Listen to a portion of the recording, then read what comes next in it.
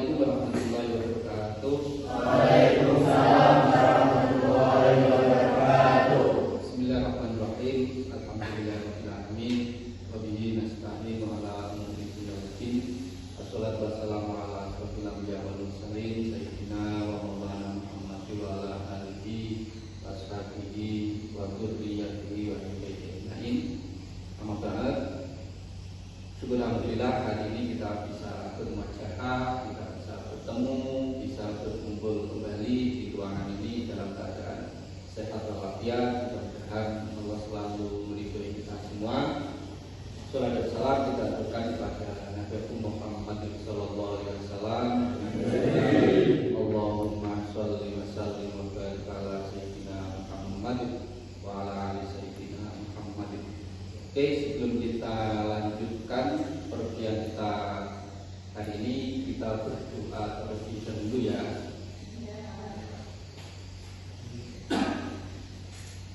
Mari kita mulai berdoa. Bismillahirrahmanirrahim. Alhamdulillahi rabbil alamin. Rabbi Muhammadin nabiyyan wa rasulah. Rabbi zidni ilma warzuqni fahma. Rabbi shrah li sadri wa yassir li amri wahlul 'uqdatam min lisani yafqahu qawli. Amin ya rabbal alamin. Wassalim daiman ala mada. Shalli wa sallim daiman ala mada. Wal ali wal ashabi man qad wahada. Wal ali wal ashabi man qad wahada. Wa yanbaghi ayyami at-talibu bi talabihil ilma yaliku bi. Sayom yani nuntut ilmu diniyati. Boleh ridhoni Allah kan maha suci. Shalli wa sallim daiman ala mada. Shalli wa sallim daiman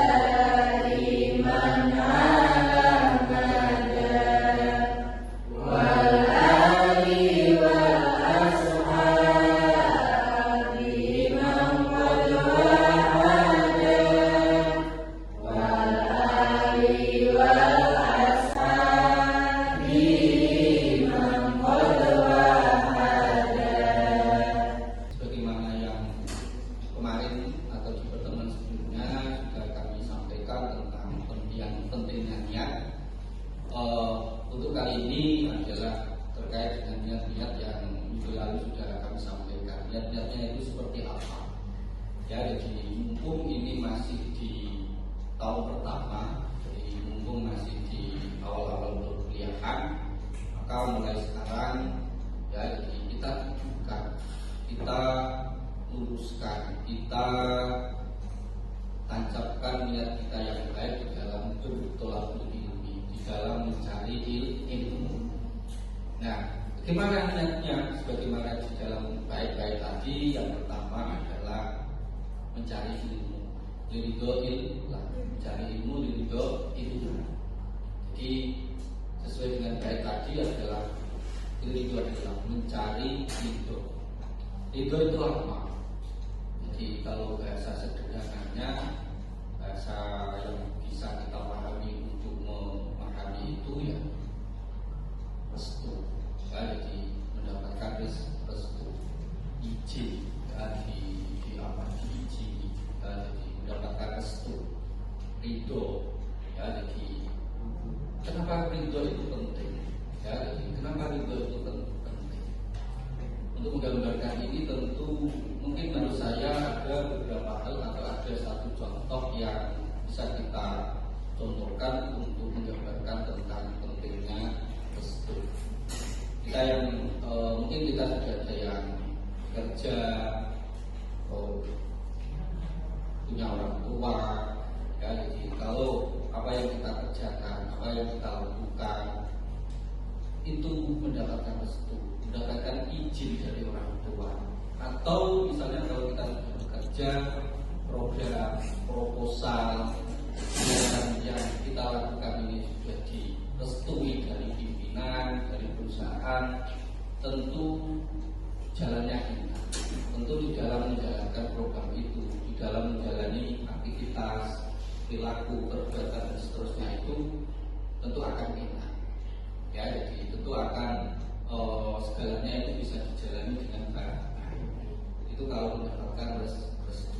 Itu restu dari orang tua, itu restu dari perusahaan, dari pimpinan perusahaan. Itu kira-kira gambarannya.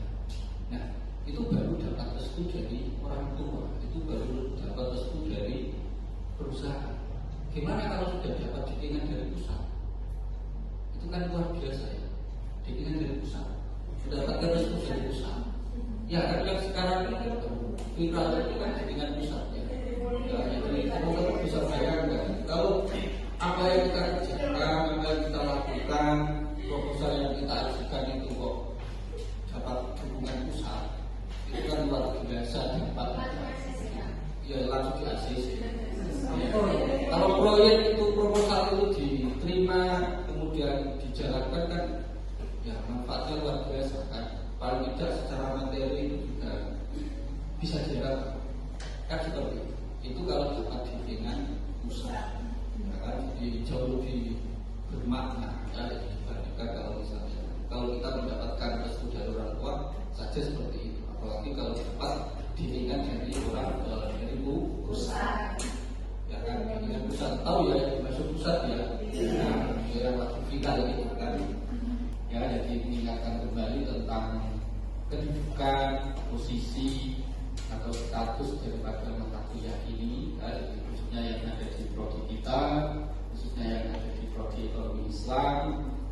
Ini adalah salah satu mata kuliah wajib, ya, jadi salah satu mata kuliah wajib yang ada di prodi kita.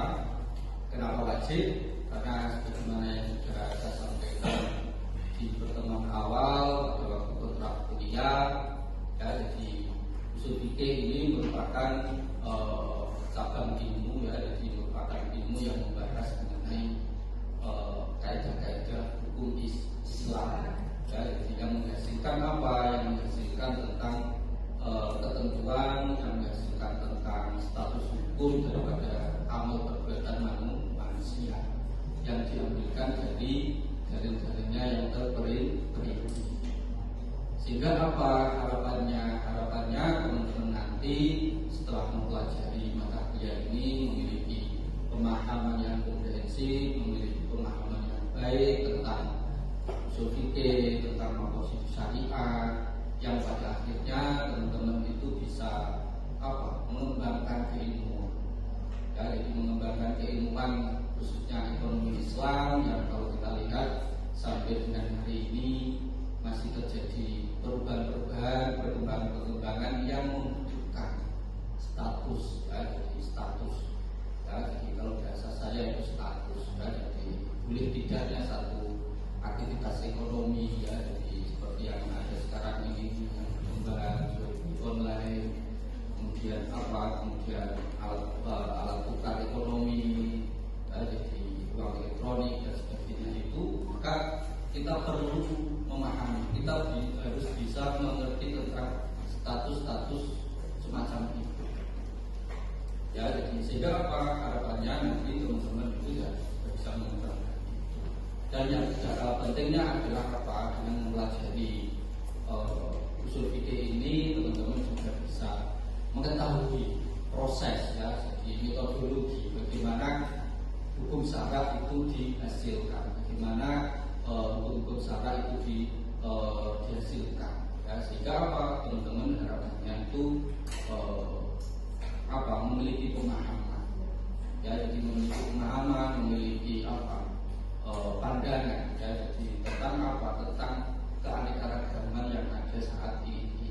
Jadi memiliki keterbukaan pemahaman, ya, jadi tentang adanya perbedaan agama, tentang adanya perbedaan budaya, tentang adanya perbedaan pemahaman, yang itu diantaranya diakibatkan karena dihasilkan karena adanya perbedaan metodologi yang dihasilkan oleh para imam tadi. Sehingga tempatnya itu tadi teman-teman memiliki jadi bisa menerima sikap yang berbeda. Jadi tidak memiliki pemahaman yang tertutup, fanatik, ya, tetapi bisa memiliki pemahaman yang terbuka, menerima adanya keanekaragaman budaya, agama, ya, jadi kepercayaan. Ya, jadi kita lihat kan di antara kita saja ini di dalam beragama itu kan juga beda-beda. Maka ini kita dengan mempelajari usul fikih ini kita menjadi tahu bagaimana kok bisa terjadi adanya perbedaan tersebut. Begitu ya. Jadi itu sedikit mengingatkan kepada teman-teman semua tentang pentingnya mata kuliah ini. Ya, jadi seperti biasa saya sampaikan di pertemuan lalu, di model perkuliahan kita nanti terbagi menjadi 3, ya. Jadi kegiatan-kegiatan perkuliahan yang kita lakukan, ya, jadi ada ceramah, diskusi, juga ada penugasan. Ya, jadi itu mengingatkan kembali sedikit tentang posisi kedudukan daripada mata kuliah ini. Itu ya. Masih ingat ya, itu ya, itu pentingnya mengenai usul fikih. Ini mungkin ada satu pertanyaan untuk bisa mengawali terkait dengan pembahasan kita hari ini. Saya mencoba, apakah teman-teman ini masih ingat atau masih mengetahui, ya, di pertemuan yang sudah kita bahas sebelumnya atau tepatnya minggu yang lalu, yaitu tentang usul fikih. Kita mau tanya, usul fikih itu apa sih? Usul fikih itu barang apa? Atau pengetahuan tentang apa? Oke, Mas Dimas, silakan. Dari ilmu yang menjelaskan hukum, yaitu tentang ilmu hukum syariat yang berkenaan dengan perbuatan manusia dan amanah yang diperoleh melalui dalil-dalil yang terperinci. Oke, ya, ternyata masih ingat ya, di usul fikih sebagai sebuah ilmu, ya, sebagai sebuah ilmu. Usul fikih adalah ilmu yang membahas mengenai hukum syarat tentang perbuatan manusia. Jadi perbuatan manusia, tidak perbuatan non manusia yang diambilkan dari dalil-dalilnya yang terperinci. Itu usul fikih sebagai sebuah ilmu. Kalau tidak salah minggu yang lalu saya sampaikan ada perspektif lain, ya. Jadi usul fikih tidak sebagai sebuah ilmu. Siapa yang masih ingat? Oke, silakan Mbak. Usul fikih itu adalah hukum syariat yang mengatur perbuatan manusia dalam hukum amalia dan dari dalilnya terperinci. Oke, ya, jadi usul fikih adalah kumpulan, ya, jadi kumpulan hukum-hukum syariat. Tentang apa? Tentang perbuatan manusia yang diambilkan, yang dihasilkan dari dalil-dalilnya yang terperinci. Jadi paling tidak dari dua perspektif ini, paling tidak ada beberapa keyword, ya. Jadi keyword kata kunci yaitu apa? Yaitu hukum syarat, ya, jadi hukum syarat, kemudian ada perbuatan alam, perbuatan manusia yang diambilkan dari dalil-dalilnya yang terperinci. Pertanyaan selanjutnya adalah hukum syarat itu apa? Jadi hukum syarat itu apa? Ya, jadi pertanyaannya kan kemudian seperti itu ya. Jadi hukum syara itu apa? Ya, jadi kalau tadi dikatakan usul fikih itu adalah ilmu tentang hukum syara atau kumpulan hukum syara, pertanyaan selanjutnya adalah hukum syara itu apa? Oke, untuk menjawab ini mungkin teman-teman bisa melihat atau sudah mendownload materi yang sudah saya sampaikan di LMS ya, jadi teman-teman bisa mendownload. Jadi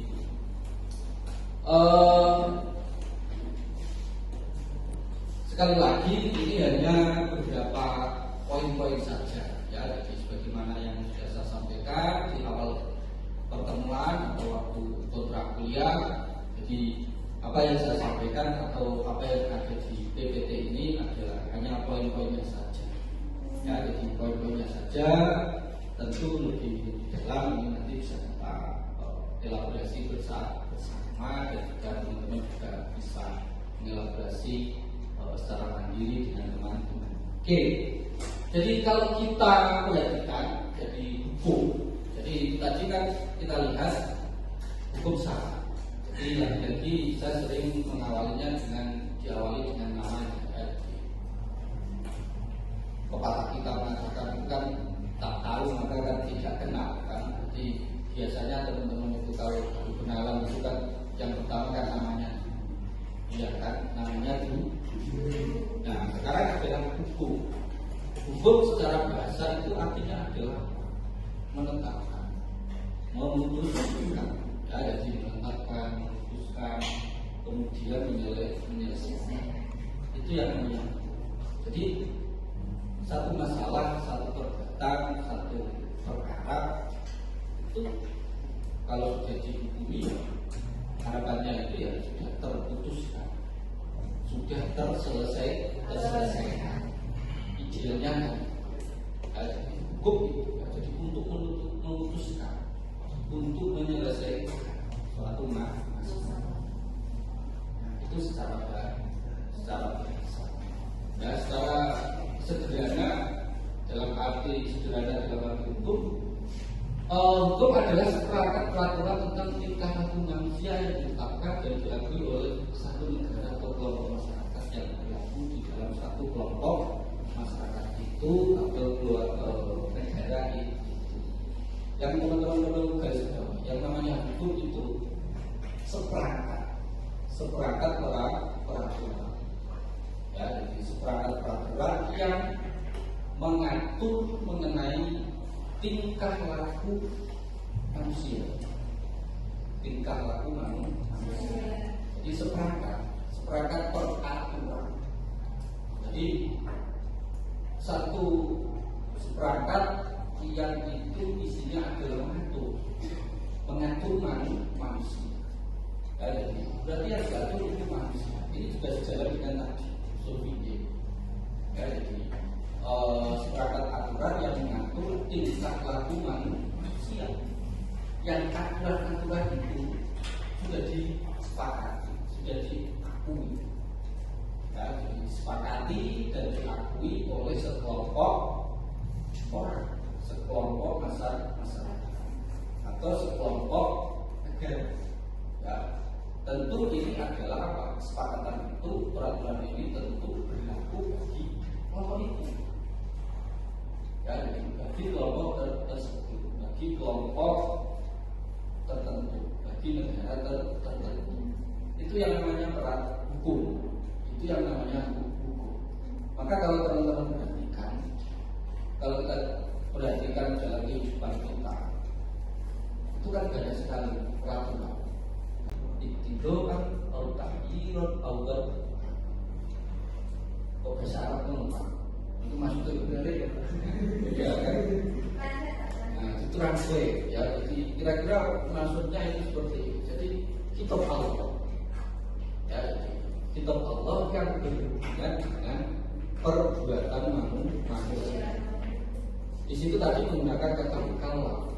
Ya, jadi mukallaf. Ya, jadi kalau mukallaf itu ada mengatakan mukallaf itu manusia yang sudah berakal dan akal dan manusia berakal dan berakal.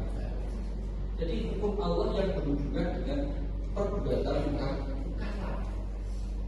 Yang itu isinya adalah hukum itu isinya itu menuntut, baik itu menuntut untuk melakukan ataupun menuntut untuk tidak melakukan atau pilihan. Ya, jadi atau itu apa? Hal yang menyebabkan sesuatu menjadi berantakan. Jadi itu yang namanya hukum syara. Jadi ketentuan Allah, kitabullah yang berhubungan dengan perbuatan manusia. Jadi kitab Allah atau hukum syara ini ya diperuntukkan atau objeknya itu manusia, khususnya itu adalah mukallaf. Jadi tidak diperuntukkan untuk non manusia atau hewan misalnya. Jadi itu yang namanya hukum syara.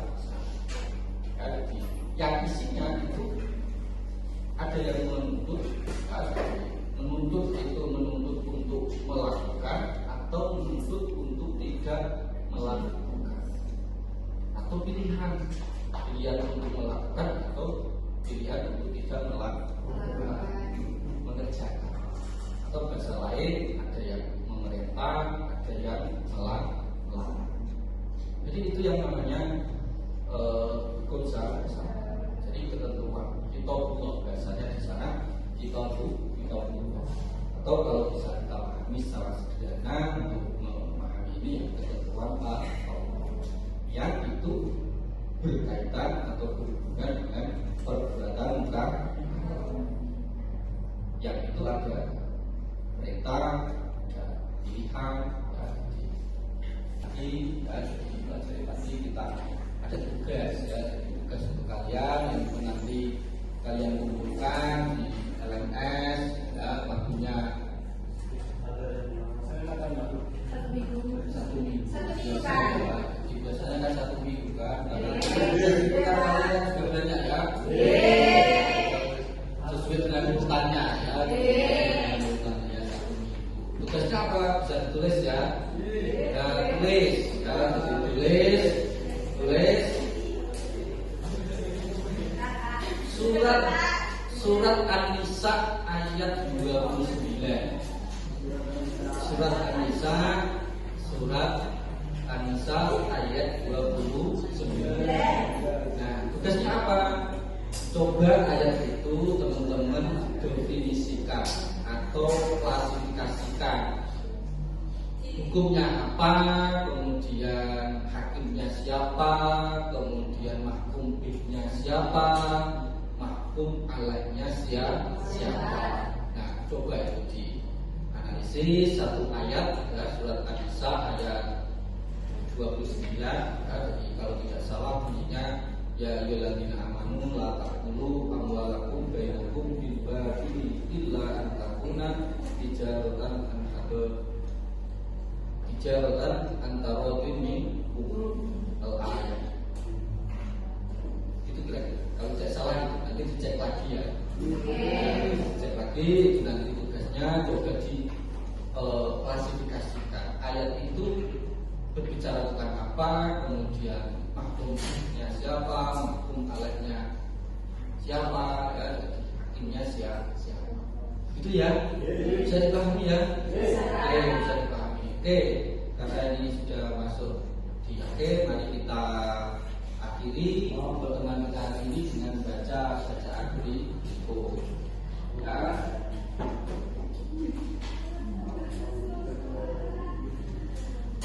Mari kita baca doa penutup ini sebelum kita akhiri ya. Jadi Maula